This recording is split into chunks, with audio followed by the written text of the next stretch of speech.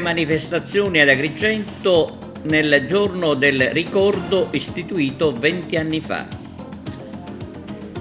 Al Consiglio Comunale sul centro storico presenti tutti, ordini dai politici alla Chiesa.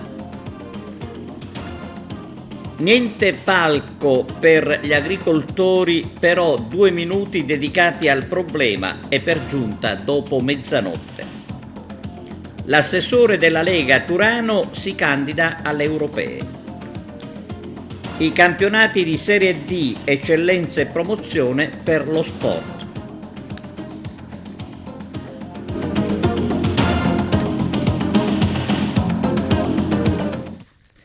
Benvenuti su TVA Notizie. Oggi è il giorno del ricordo dedicato alle vittime delle foibe. Ad Agrigento 2 manifestazioni che abbiamo seguito con Arturo Cantella.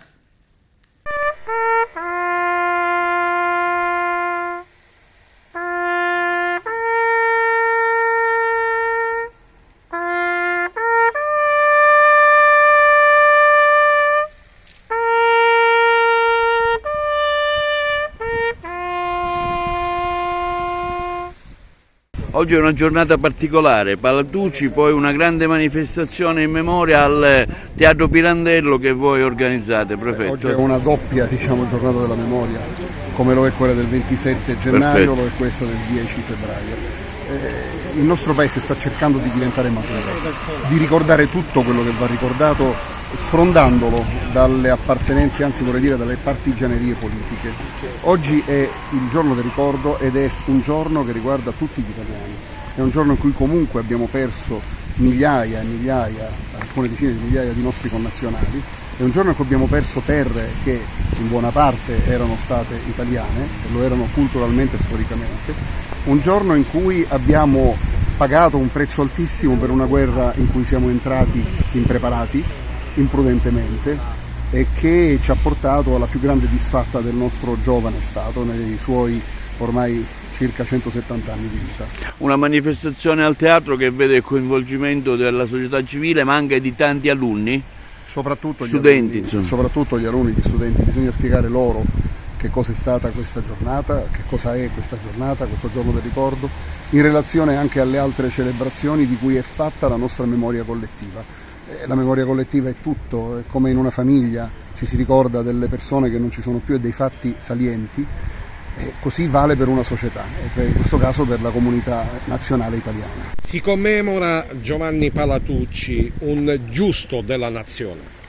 Sì, un giusto della nazione non soltanto per il popolo di Israele, perciò per lo Stato di Israele, ma anche per la nostra religione. Il dottor Palatucci è stato insignito a quello che è il primo livello prima dei processi di beatificazione come servo di Dio per tutto ciò che ha fatto per il popolo ebraico, però ripeto, al di là di questo, ciò che è importante per noi è portarne avanti la memoria dei valori che ci ha trasmesso, non solo la difesa dei deboli che in quel momento erano rappresentati dal popolo ebraico residente e transitante per il territorio di Fiume, ma anche per tutto ciò che ha fatto come rappresentante dello Stato italiano, come questore reggente, per dare salvezza, salvaguardia e sicurezza a quella popolazione che ancora faceva parte dell'Italia in un momento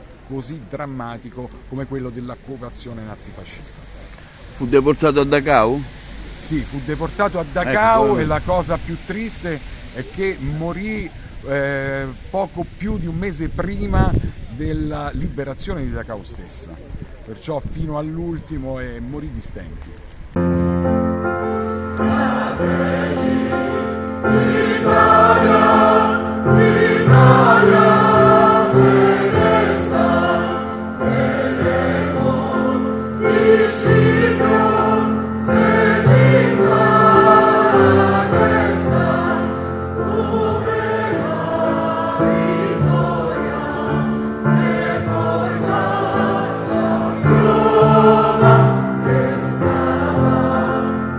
Roma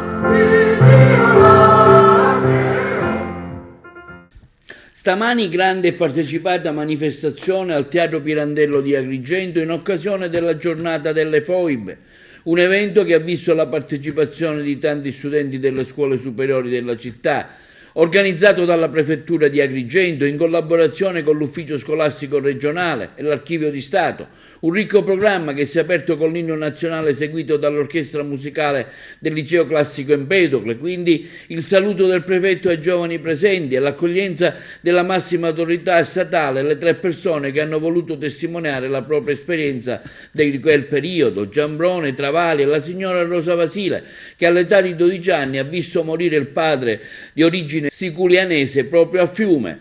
Quindi un altro momento importante, fondi e memoria a cura della Consulta Provinciale Studentesca e l'Archivio di Stato, il monologo di Cristicchi eseguito da Roberta Gueli, quindi il racconto del professore Crapanzano dell'Associazione Penna Sottile e Nazionale Venezia Giulia e Dalmazia. L'evento è stato presentato da Davide Sardo. Una immane tragedia poco conosciuta soprattutto tra i giovani, nelle giovani generazioni. Ecco l'importanza di questa giornata ad Agrigento questa mattina. Prego.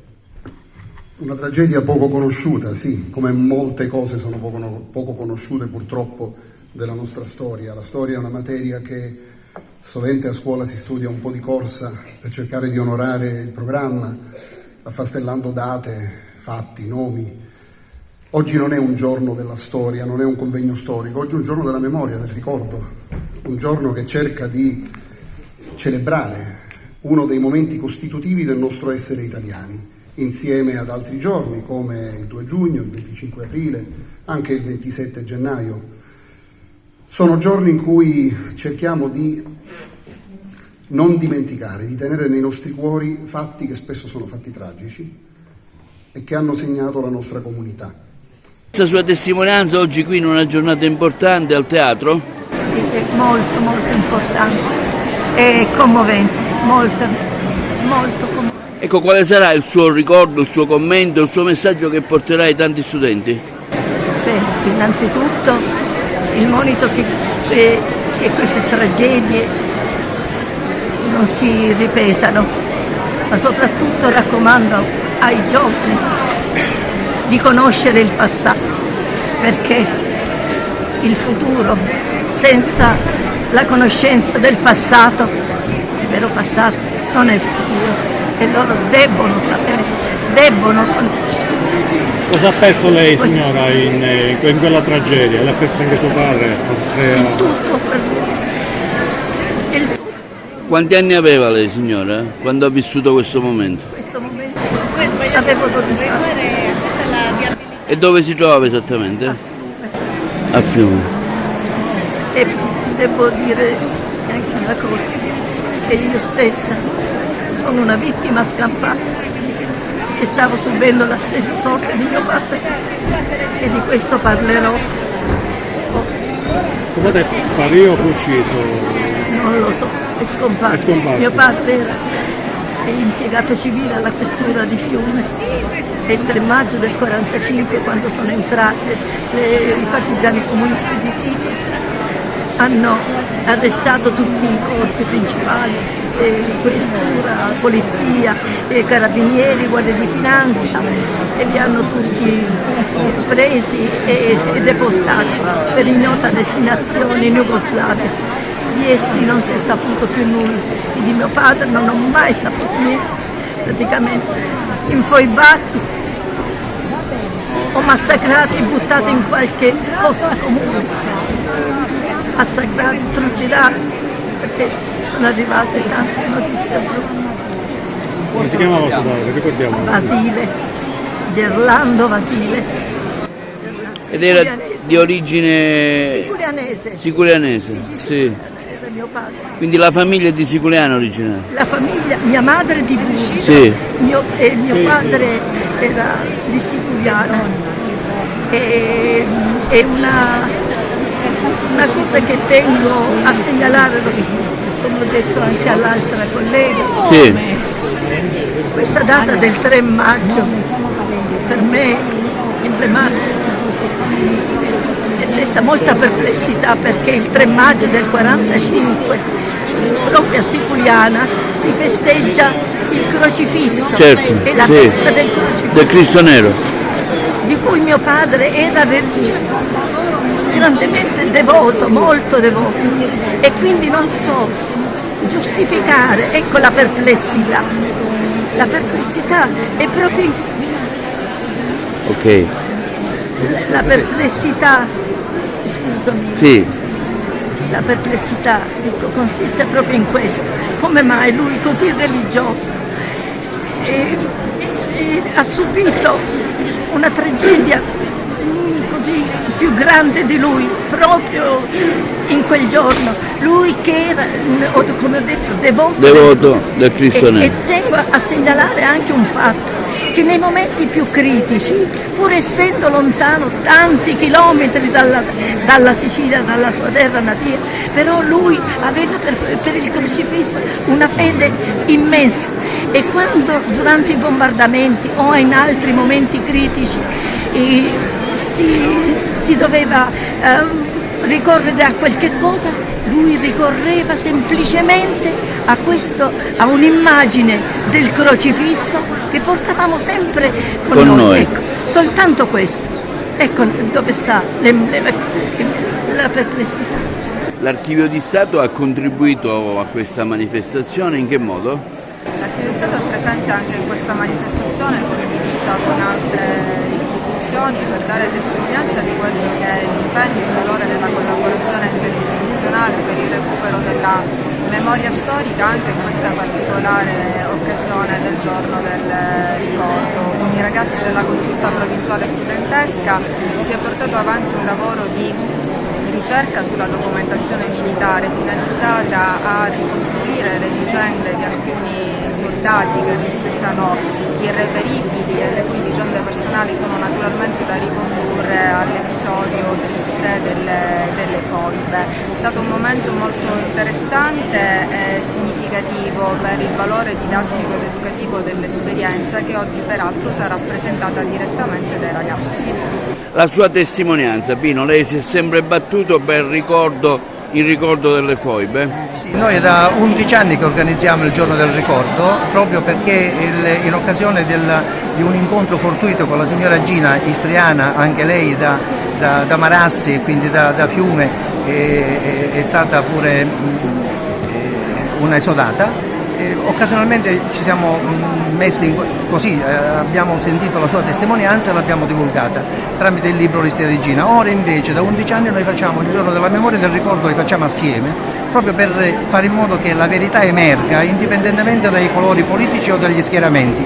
A noi non interessa che siano stati comunisti o partigiani slavi o anche partigiani italiani, perché ce n'erano. Sì. A noi interessa che la verità emerga e che la storia faccia il suo corso nel senso concreto e reale, affinché non si ripetano fatti di questo tipo, che disgraziatamente proprio nel nostro periodo si stanno cominciando a ripetere malgrado tutto. In questo momento fiera di esserci, perché qui siamo con i nostri ragazzi delle scuole, ma con i nostri ragazzi della consulta, e stiamo dimostrando che mentre parliamo delle nostre radici, loro sono le nostre armi. È importante una giornata come questa, no? Per i ragazzi. Per la memoria e soprattutto, ripeto, perché da qui partiamo con i nostri studenti e con loro andremo avanti nella vita. Lei porterà la sua testimonianza di quello che è successo, anche perché l'ha vissuto in prima persona? Sì, ero già ragazzino, diciamo, quando sono venuti questi fatti. Ho vissuto sia episodi connessi con le foibe, sono stati coinvolti dei miei parenti, i parenti di mio padre, sì, quindi miei, e sia come profugo che siamo venuti da Rovigno in Istria ad Agrigento in Sicilia. Okay. Sono un testimone diretto perché le ho vissuti. Sono anche in questo un sopravvissuto. Come valuta un'iniziativa di questa che oggi si tiene qui ad Agrigento, ma un po' in tutta Italia? Ma adesso se ne parla anche parecchio, contrariamente a quello che successe per motivi geopolitici, sì, nell'immediato dopoguerra. un episodio mi ha particolarmente colpito, perché sicuramente nessun istriano avrebbe voluto andare via dalla propria terra. Sì. Però c'era in atto da parte del maresciallo Tito, allora che era il comandante in capo della Jugoslavia, un progetto di pulizia etnica. Sì. E per realizzare questo progetto, nell'ambito delle cittadine istriane che erano quasi totalmente italiane, organizzò a Pola, oggi Pula, Sì. la strage di Vergarolla. La strage di Vergarolla è stata fatta il 18 agosto del 1946. C'erano degli ordini bellici che erano stati prima depositati in una spiaggetta per la bonifica del porto della cittadina ed erano stati disinnescati e quindi erano assolutamente inoffensivi. E i servizi segreti della Jugoslavia con la complicità ormai documentata del comando militare britannico che presiedeva la piazza di Pola, organizzò la esplosione di questi ordigni in un giorno che si festeggiava dei giochi natatori organizzati da una società canottieri, la Pietas Iulia, e saltarono in alto tutti gli presenti nella spiaggia. Ci furono più di 100 morti e di questi 100 morti sicuramente più di un terzo erano bambini e 200 feriti. Questo è stato il messaggio che ha fatto capire finalmente a questi testardi istriani che dovevano andare via. Il sindaco di Agrigento, Francesco Miccichè, per la presenza di batteri ha disposto la sospensione idrica al civico 8 di via Alessio Di Giovanni, in via Basile 16, in via Madonna delle Rocche 34, all'uscita del serbatoio Fontanelle e nella presa privata di via Barone Celsa 27. Unità di crisi istituita alla Regione in favore degli agricoltori e allevatori. Vediamo. Il Presidente della Regione ha istituito un'unità di crisi insieme ai dipartimenti della nostra Regione per affrontare a fianco degli agricoltori siciliani quella che è un'emergenza, non soltanto più climatica ma un'emergenza anche sociale. Abbiamo affrontato i temi caldi oggi, dal depauperimento delle risorse idriche alla possibilità di aiutare gli agricoltori con i foraggi, ma soprattutto alla intensificazione di quelle che devono essere le procedure affinché subito gli agricoltori e gli allevatori siciliani possano avere degli snellimenti burocratici e soprattutto degli aiuti concreti per sopperire a questa fase delicata. È chiaro che tante delle tematiche che si possono affrontare sono di competenza regionale, alcune altre saranno segnalate al Ministero dell'Agricoltura, al Ministro Lollobrigida, per fare gioco di squadra, ma soprattutto per affrontare quello che oggi è stato un segno di apertura da parte della von der Leyen, quindi della Comunità Europea, su alcune politiche europee che fino ad oggi non hanno tenuto conto della diversità del nostro Paese, ma soprattutto della diversità delle produzioni, soprattutto nelle aree meridionali dell'Italia.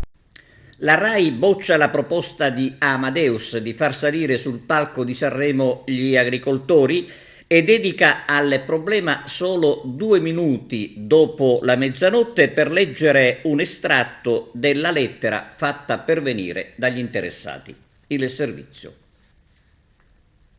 Amadeus aveva lanciato la proposta di ospitare sul palco di Sanremo gli agricoltori in lotta. Un bel gesto di solidarietà nei confronti di una categoria costretta a marciare con i trattori da nord a sud per farsi ascoltare. Peccato però che i vertici del servizio pubblico hanno bocciato l'idea del conduttore, consentendo solo di leggere un estratto del testo fatto pervenire dagli interessati. Come dire, un contentino è meglio di niente. La sensibilità della RAI, in particolare RAI 1, sulla vicenda rimane un caso che fa discutere, soprattutto per l'ora in cui si è deciso di inserire in scaletta la protesta ancora in atto. Era infatti mezzanotte inoltrata quando ad Amadeus è stato consegnato il comunicato. Mi è arrivato in questo momento un comunicato.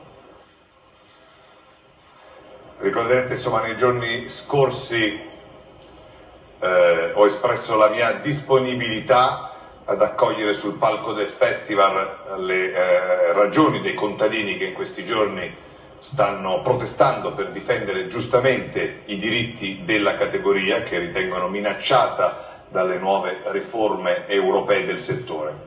E in questo momento ricevo proprio dalla RAI un comunicato condiviso con gli agricoltori presenti a Sanremo e quindi ve lo leggo in questo istante. Chiediamo una legge chiara che garantisca la giusta distribuzione del valore lungo la filiera agroalimentare, con reciproci benefici per produttori agricoli e consumatori. Non siamo in piazza per chiedere aiuti o sussidi, ma solo per assicurarci che ci venga corrisposta la giusta remunerazione per il duro e insostituibile lavoro che svolgiamo quotidianamente, grazie al quale ogni cittadino può mangiare ogni giorno.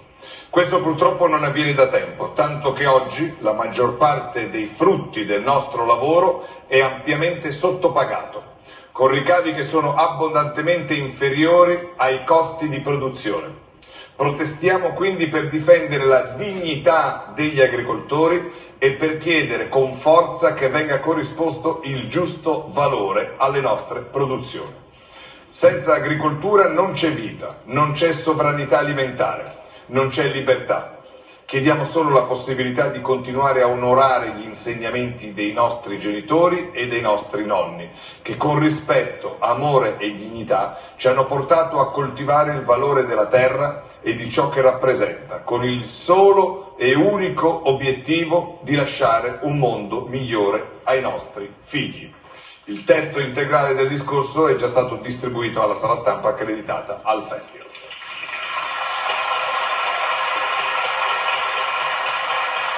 Al Consiglio Comunale straordinario che si è tenuto ieri a Favara per affrontare il problema del centro storico c'erano tutti, politici, religiosi e ordini professionali. Giuseppe Moscato. Interessante e partecipata seduta del Consiglio Comunale di Favara, riunitosi ieri sera in sessione straordinaria e aperta per parlare del centro storico, o meglio di quel centro urbano antico, quello fatto di piccole case di pietra e gesso ormai abbandonato da anni, dove molte abitazioni sono crollate, con strade ma anche interi quartieri chiusi, diventato ricettacolo di discariche di rifiuti e simbolo di degrado in genere. Consiglio Comunale che ha visto la presenza del prefetto di Agrigento, Filippo Romano, di alcuni parlamentari, dei rappresentanti degli ordini professionali quali ingegneri, architetti, geometri e anche della protezione civile regionale e del Corpo Nazionale dei Vigili del Fuoco. Presente anche la Chiesa con l'arciprete e diversi parroci, ma anche le associazioni culturali e semplici cittadini. Si è cercato di capire la gravità della situazione. Proprio recentemente, su interessamento della Prefettura, è stato anche fatto un monitoraggio ed un censimento aggiornato della situazione, che ha evidenziato centinaia e centinaia di abitazioni abbandonate, crollate, fatiscenti e pericolose, anche perché in alcune di queste vi abitano ancora delle persone. Lo scopo è quello di trovare il modo per intervenire, per cercare di mettere in sicurezza, ma anche di riqualificare tutta questa parte antica di Favara. Non è facile, è stato chiaramente ribadito, e ci vorrà del tempo e soprattutto ci vorranno risorse. Ma è necessario avere l'esatte entità, avere un progetto chiaro degli interventi da realizzare, cercando di intercettare dei finanziamenti o comunque chiedendo al governo nazionale di interessarsi direttamente. Si è registrata la disponibilità di tutti, ognuno per le proprie competenze e per il proprio settore. I parlamentari hanno anche dato ampia disponibilità di portare il problema a livello centrale. Insomma, si è avuta la sensazione che non sia stato solo un incontro pour parler di passerella, come spesso succede in queste occasioni. Forse si sono gettate le basi, grazie anche alla qualificata presenza del rappresentante territoriale del governo, il prefetto Filippo Romano, per iniziare a pensare veramente di come mettere in sicurezza questa parte del centro urbano di Favara, quali le strade da percorrere anche per la sua riqualificazione. Ma sentiamo un estratto dell'intervento del prefetto Filippo Romano. Mi corre l'obbligo di spiegare innanzitutto cosa ci stia a fare il prefetto oggi in un consiglio comunale, che è materia del comune e non della prefettura. E in effetti c'è un motivo preciso, non è soltanto una generica presenza. Il motivo preciso è che, come sapete, da quando si è verificato quel caso di cronaca tristissimo nel comune di Caivano, in provincia di Napoli, il Ministero dell'Interno ha inteso modificare le sue precedenti politiche con la nota circolare di antidosi, l'ultima, sono tante circolari di antidosi famose, questa è l'ultima, la quale ha cercato di spostare l'accento dalla semplice questione di ordine pubblico intesa come repressione all'ordine pubblico inteso come vivibilità, quindi le basi dell'ordine pubblico, vivibilità degli ambienti. Ovviamente qui la situazione è completamente diversa, però anche qui è una cosa triste da considerare. Ci sono 2 bambine vittime alla base di tutto. Qua sono vittime di un crollo, naturalmente, di un atto orrendo. E sembra quasi che in Italia abbiamo bisogno intanto di qualche vittima sacrificare innocente per renderci conto dei problemi, no? Ma questa è una cosa che dobbiamo dirci tutti a noi stessi, non è un atto, non è una considerazione da usare in termini polemici verso l'avversario politico. Dobbiamo, credo, di poter dire, essere tutti insieme a cercare di affrontare problemi che sono enormi. Il problema del centro storico, centro antico di Favara, obiettivamente è un problema enorme. È successo in questa città, come in altre, che la popolazione si è spostata fuori da quello che era il centro urbano, occupando aree circostanti con nuove costruzioni sicuramente più comode, più adatte alla vita moderna, con spazi più ampi, strade più ampi, soprattutto spazi di parcheggio. Siamo entrati siamo passati da una civiltà del vicolo alla civiltà dell'automobile, questo ha richiesto ovviamente un cambio di vita, quindi di abitazioni, quindi dell'abitare notevoli.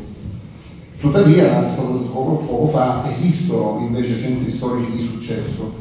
Si è parlato di città del nord, non solo. È chiaro che nel comune di Taormina non si pone il problema del centro storico, no? O anche Ortigia, che molto più recentemente è riuscita a recuperare se stessa con un passato di degrado che Taormina non ha mai conosciuto. Problema enorme, perché naturalmente enormi sono le risorse finanziarie che servono. Cosa ci chiede il Ministero dell'Interno? Cosa chiede ai prefetti? Quindi ancora una volta perché sono qua? Chiede un monitoraggio che noi abbiamo già fatto, ma molto generale, anche perché i termini dati erano molto stretti. Un monitoraggio delle situazioni di crisi, ovviamente Favara è stata la prima per la provincia a essere segnalata, i cui risultati di intesa con i sindaci, è da un po' che lavoriamo con la vostra amministrazione, col sindaco, dovranno essere partecipati al Ministero per la condivisione a livello centrale con altre amministrazioni coinvolte di misure dirette alla riqualificazione sociale e ambientale dei territori interessati mediante l'attivazione di iniziative di rigenerazione urbana. Annullata per il maltempo la sfilata di Carnevale a Fontanelle, in programma oggi alle 16. È confermata invece la festa in programma nel salone della parrocchia di San Nicola. Per il forte vento ad Agrigento si è sfiorata la tragedia questa mattina in piazza Municipio. Ad essere abbattuta dal vento e finire sulla strada è stata la tettoia che serviva da copertura in un bar della piazza. Sempre per il vento alcuni calcinacci sono caduti in via Empedocle. Per fortuna in entrambi i casi non si registrano conseguenze per le persone. Malgrado il sopralluogo dei giorni scorsi, la situazione al viale delle Dune rimane precaria a ridosso della pista ciclabile, come documenta, e le stiamo vedendo, Mare Amico.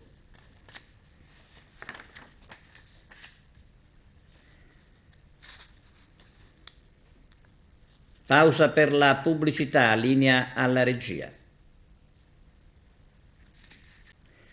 Il deputato del PD Giovanna Iacono assai critica sulla BIT di Milano. Vediamo perché.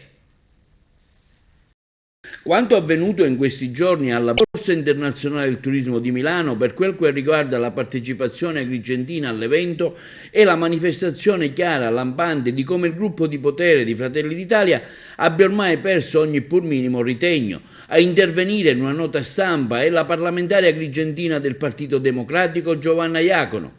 L'onorevole Iacono denuncia come un evento importante, soprattutto in vista di Agrigento, capitale della cultura 2025, sia stato trasformato in autocelebrazione del partito di Giorgia Meloni. Le foto diffuse sui social e sulla stampa, continua la parlamentare agrigentina, certificano una precisa scelta, la presenza di un solo parlamentare del territorio e di destra, gli abbracci con la ministra del turismo e il presidente del Senato. Infatti la dicono lunga sulle interferenze di Fratelli d'Italia.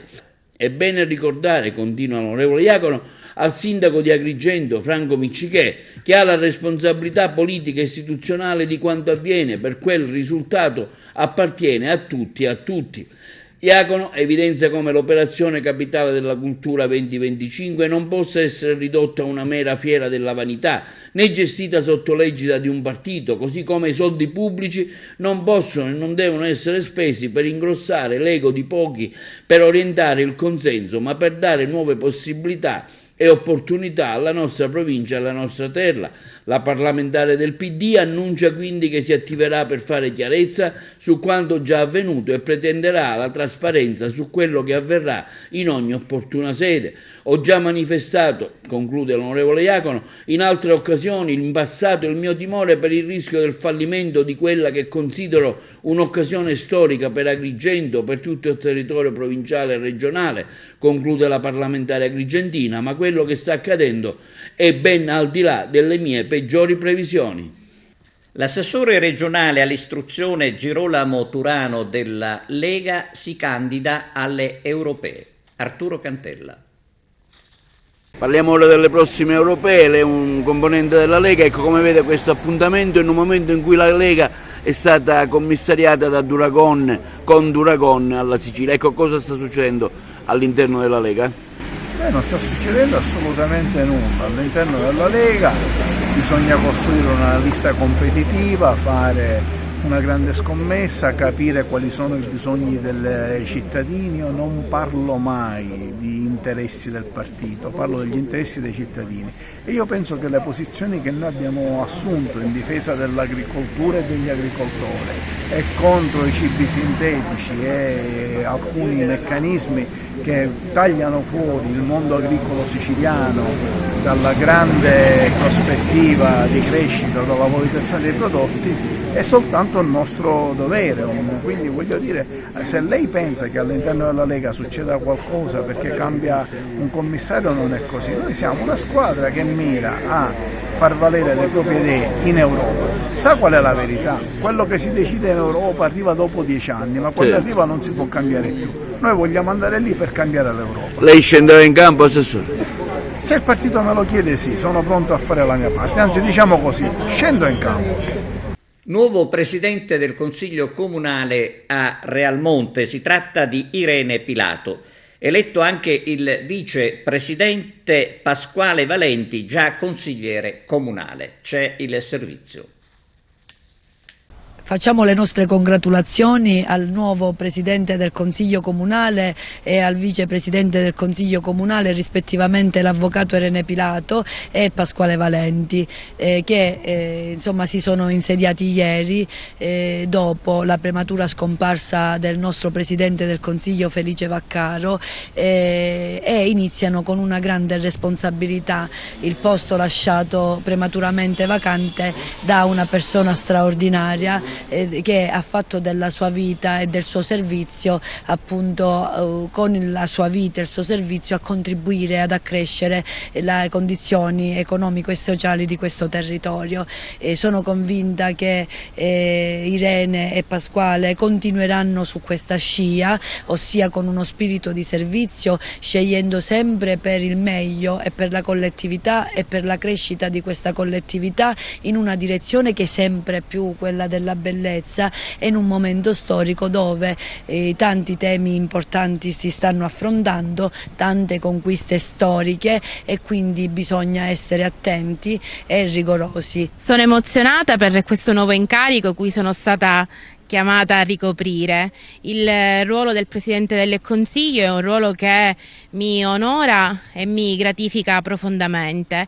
Io sono sicura di poter lavorare al meglio e mi dedicherò alla carica con impegno, con la massima onestà intellettuale, con scrupolosità ed imparzialità, e questo cercherò di farlo nell'ottica di una democratica dialettica con tutti i consiglieri di maggioranza e di minoranza, certa di poter fare con tutti loro un buon lavoro, di poter contare sulla loro fiducia e sul loro costante sostegno, e questo naturalmente con lo sguardo rivolto al bene del Paese e dei nostri concittadini.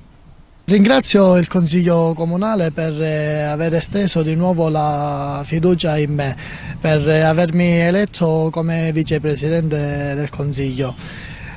Che dire, è una carica molto importante. Come da consigliere porterò i progetti avanti da Vicepresidente per la comunità realmondina. Una notizia di cronaca: 2 studenti belgi dell'Erasmus sono stati rapinati e picchiati alla Vucciria. Palermo si conferma così città a rischio nonostante la raccolta di firme dei palermitani per chiedere maggiori controlli. Gli aggressori dei 2 studenti sono fuggiti all'arrivo dei carabinieri. E siamo allo sport. Carmelo Lentini sui campionati di Serie D, eccellenza e promozione. Il campionato di Serie D Girone I si ferma per un turno per dare spazio alla disputa del Viareggio Cup. Facendo un esame dell'attuale situazione in zona tranquilla della graduatoria, a patto che non si distraggano eccessivamente, navigano il Lecata con 33 punti, la Cireale con 31, l'Acragas e la Novegea con 29, Canicattì 28 e San Cataldese 27. Per quanto riguarda la zona rossa della classifica, considerato che retrocederanno 4 squadre, sembra scontata la retrocessione diretta della Gioiesa, 4 punti in classifica, che andrà a fare compagnia alla Lamezia, che si è già ritirata dal torneo. Allo stato attuale, con 10 punti in classifica, retrocederebbe direttamente il Castrovillari, in quanto in ritardo dal San Luca di ben 8 punti. Pertanto l'unico play-out attualmente in vigore potrebbe essere Portici, che di punti ne ha 21, e il San Luca che ne ha 18, con il Locri 23 apparentemente in salvo. Questa è l'attuale situazione, ma il campionato è ancora lungo e può succedere di tutto. Si riprenderà invece domenica 18 febbraio e che coincide ancora con una sosta forzata per l'Acragas, che dovrà osservare un turno di riposo. Al rientro per la 27esima giornata si giocheranno queste gare: a Cireale Licata, Canicattì Castrovillari, Igea Sant'Agata, Locri Trapani, Real Casalnuovo Vibonese, Reggio Calabria Gioiese, San Luca Siracusa e San Cataldese Ragusa. Riposeranno Acragas e Portici. Per quanto riguarda invece il campionato d'eccellenza Girone A, ormai si vive la giornata ed ogni turno di campionato può rappresentare una trappola per coloro le quali ambiscono ad accedere al prossimo campionato di Serie D. Basta osservare il prossimo turno per rendersene conto. La capolista Nissa ospita al Tomaselli il Mazzara 46, mentre la Pro Favara a Castellammare è destinata a vivere un'altra giornata di passione, una gara che si giocherà questo sabato. Dall'esito di queste 2 gare si potrebbe delineare il futuro di entrambe, che potrebbero anche mantenere le rispettive posizioni con 3 punti di vantaggio della Nissa sulla Pro Favara. Per quanto riguarda invece la Grigentina Sciacca, dopo l'inopinata sconfitta interna di domenica scorsa, farà visita al Fulgatore, che si trova attualmente nei bassifondi della classifica. Invece Gemini e Camarati, stiamo parlando del campionato di promozione Girone A, saranno impegnate con le prime della classe, un doppio confronto i cui risultati potrebbero dare un nuovo volto all'attuale classifica. Il Gemini giocherà fuori a Città di San Vito Lo Capo, il Camarata allo storico Salaci contro il San Giorgio Piana. Per quanto riguarda le altre agrigentine di promozione, scontro diretto esterno dell'Empedoclina contro la Giardiniellese, mentre il Casteltermini sarà ospite dell'Ostico Marsala. Ebbene è tutto, grazie per la vostra attenzione e vi auguriamo un buon weekend.